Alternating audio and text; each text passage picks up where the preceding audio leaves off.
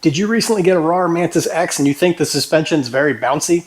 Let's talk about some of the settings that you can adjust to hopefully make it a little bit better. Now, I will not be upgrading any of the suspension components, just talking about the adjustability that comes from the factory from KKE. If this is your first time working on suspension, there's a couple things to explain. You have forks in the front and you have a rear shock, both of which are fully adjustable from the factory from Rawrr by KKE Suspensions. There are 4 different settings to think about when considering suspension adjustment. You've got preload, compression, rebound, and spring rate. We can't adjust the spring rate on these because I'm just going to deal with what we've got on the bike right now. We're not taking them apart and replacing the springs, but the other 3 we can adjust very easily on these bikes. The first one we're going to talk about is the preload, which is exactly what it sounds like. It's preloading the spring or the suspension component to allow an extra tension before you get to the real spring rate. On the rear shock, you've got the spring and you have a collar on top. By lowering this collar down, it compresses the spring without having any weight on it, and it makes it have a higher tension. It doesn't impact the spring rate itself. It's still going to have the same weight capacity to the spring, but that will make it a tighter setting. On the rear shock, your compression adjuster is on this reservoir. There's a dial up top. If you tighten it, so going to the right, that will increase the compression. If you go to the left, that will decrease the compression. Compression means the speed at which the spring and the damper will compress. So if you have a higher compression, you have a lower speed. It'll take more force to actually compress the spring together. If you have a lower compression to the left, it will compress faster. You have a rebound screw on the bottom of the shock. As you tighten that, that will slow the rebound. As you loosen it to the left, it will speed up the rebound. It says S and F. S means slow, F means fast. What that means is as you are compressing the spring, how fast will it pop back into its natural state? So a fast rebound will go quickly. A slow rebound will slowly extend the spring. I made a short a while back about the rear spring and the rebound being too fast so that when you would compress it, it would bounce back up and actually pick up the rear wheel. I slowed down the rebound setting so that when you push down on it, it doesn't pop back up all the way. It feels less like a pogo stick at that point and more like an actual dampened suspension like it should. On the forks, you have similar adjustments. You have a preload adjuster and you have a rebound adjuster. I'll show you the compression in a second. But the preload is very similar. If you tighten it to the right, that will increase the preload. On the rebound, if you tighten the rebound, it will actually slow down the rebound stroke. If you loosen it, it will speed up the rebound stroke. These KKE shocks fork is actually an air fork. So the compression setting is a Schrader valve, a bicycle valve basically, in the bottom of this fork tube. There is a little cap on it. You can loosen the cap and you can add air to a bladder in here to increase the compression. If you want it to be a harder compression, you have a higher PSI. If you want it to be a softer compression, it's a lower PSI. Do not use an air compressor. Do not use a regular bicycle pump. You need to get a high pressure pump that is meant for suspensions. This can actually go up to 300 PSI.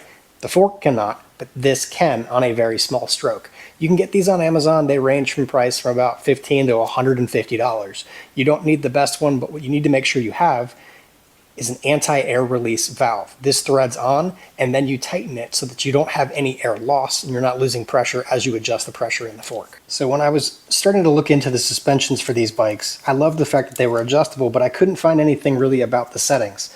Rawrr doesn't have anything listed, and even KKE doesn't have these listed as far as the specifications. So I reached out to the different manufacturers to see what they could tell me. After lots of back and forth, they told me that the maximum PSI setting in this is 160 PSI.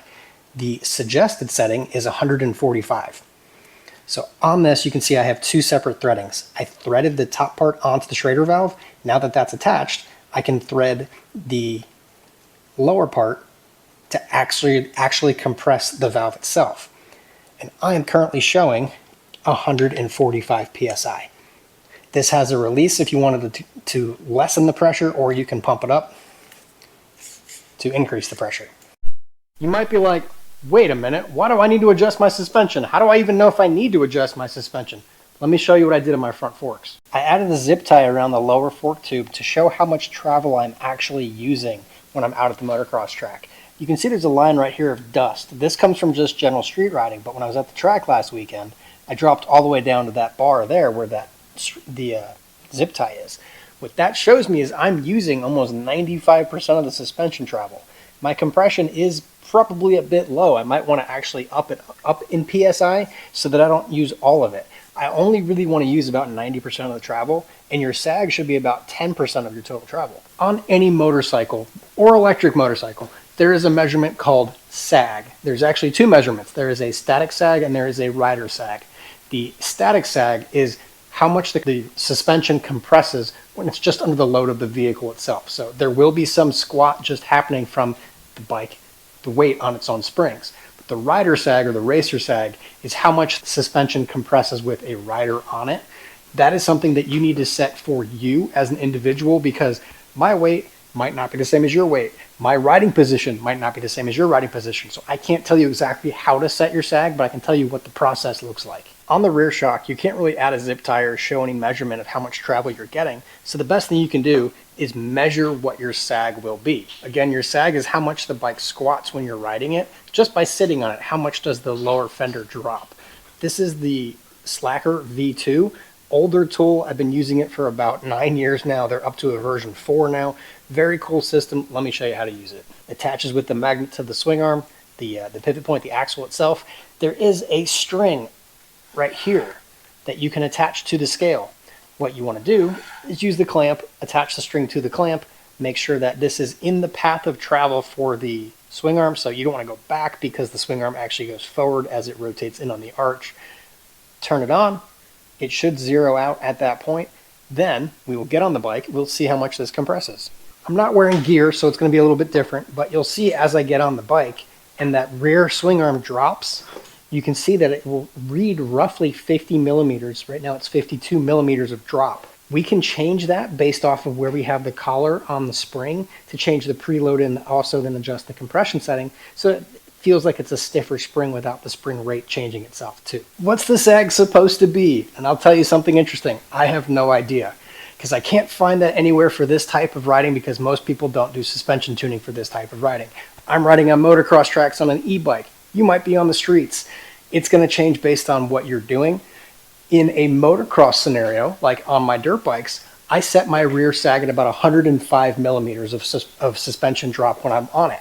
On this bike, I've got it set at 50 because it's about half the size and the travel is about half as much as a full-size dirt bike. So at 50 millimeters of drop, I think I'm okay, but that's something that you can mess with using that shock collar. So to reiterate, if you adjust this collar up here at the top of the shock, if you tighten this down on the suspension shaft itself, this will compress the preload of the spring, causing there to be less sag. So if you want that number to be lower, or if you feel like when you sit on the bike it drops too much, you want to increase that preload and then maybe add a couple clicks of compression too. So here's a big thing that I want to show you about suspension itself. I mentioned before the short, we want to make sure that when we compress the rear spring, it doesn't bounce back up and take the bike off the ground. The same for the front. We want to make sure that we are able to go down and it comes back up and it's not bouncing on the fork. So when you push it down, you hold in the front brake, compress the front suspension, it should drop, lower, and settle. You don't want it to bounce back up and down. If it's bouncing back up and down, increase that compression. Another really important thing is balance, the balance of the suspension. You don't want the back to drop more than the front when you're sitting on it. You want it to compress evenly. Again, everybody's settings will be different based on your ride conditions, your ride skill, and also how you want to ride. Everybody's going to be different, so I can't give you the perfect setting for you, but I can tell you what works for me and how I ride it. Me doing primarily motocross riding, I like to ride this as the compression fully set in. I've got the collar down for the preload at 35 millimeters from the top of the threads, and I've got this rebound setting at 9 clicks out. If clicks doesn't make sense, once you turn it, it will make sense. Each rotation, you'll feel or hear a click, so that's 9 clicks out. The compression is all the way in. I've taken the compression down, and I don't feel like this shock is strong enough for motocross, so I've got the compression turned in all the way. On the front, I've got my preload at 5 clicks out being to the left. I've got my rebound at 12 clicks out, and my compression through the air valve is around 145 to 150 psi. That I will change based on the track itself.